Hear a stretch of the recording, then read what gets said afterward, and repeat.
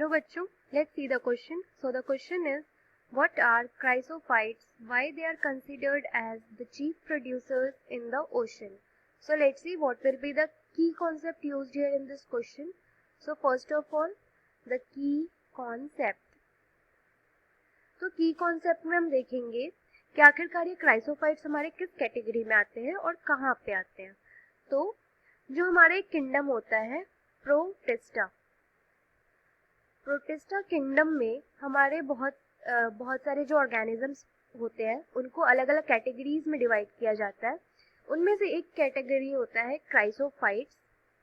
इनको अलग अलग कौन सी कैटेगरीज में डिवाइड किया जाता है वो देख लिया जाए.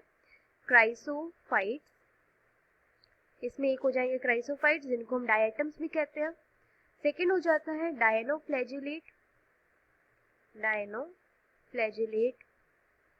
ये हमारे हो जाएंगे डायनोफ्लैजिलेट.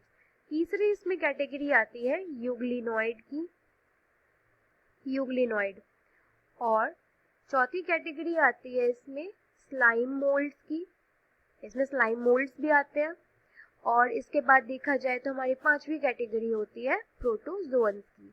प्रोटोजोअन्स भी फर्दर डिवाइडेड होते हैं, फ्लैजेलेटेड, सिलिया वाले, एमीबॉइड वाले. तो इसमें भी प्रोटोजोअन्स में भी काफी सारे स्पोरोजोअन्स, ये सारे के सारे प्रोटोजोअन्स के कैटेगरी हो जाएंगे. तो यहाँ हमसे क्वेश्चन में क्या पूछा गया था, व्हाट आर क्राइसोफाइट्स. तो हमको यहाँ से की कॉन्सेप्ट से ये पता चला जो क्राइसोफाइट्स होते हैं वो हमारे किंगडम प्रोटिस्टा में आते हैं और इनको हम और क्या कहते हैं, डायटम्स. अब इनको चीफ प्रोड्यूसर ऑफ ओशन क्यों कहा जाता है ये देख लिया जाए.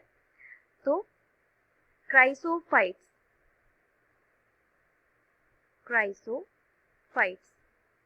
तो क्राइसोफाइट्स हमारे किस में आ जाएंगे, they are unicellular eukaryotic organisms. These are the unicellular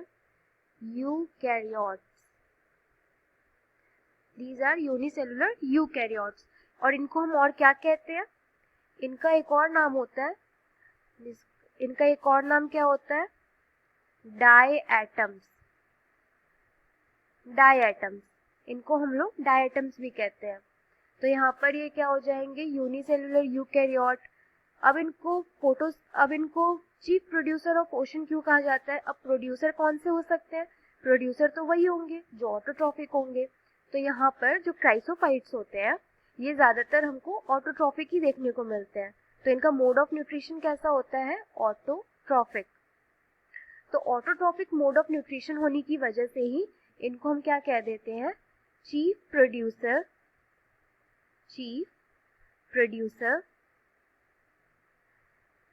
in the ocean के चीफ प्रोड्यूसर हम इनको कहते हैं क्राइसोफाइट्स को.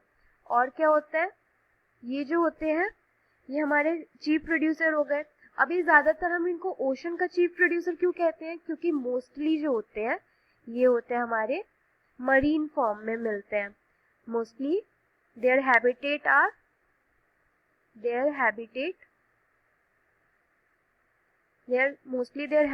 Are oceans. ये ज्यादातर हमको ओशंस में देखने को मिलते हैं, इसलिए इनको हम लोग क्या कह देते हैं, chief producer of ocean, autotrophic mode of nutrition होने की वजह से. Hope you understood it well. Best of luck.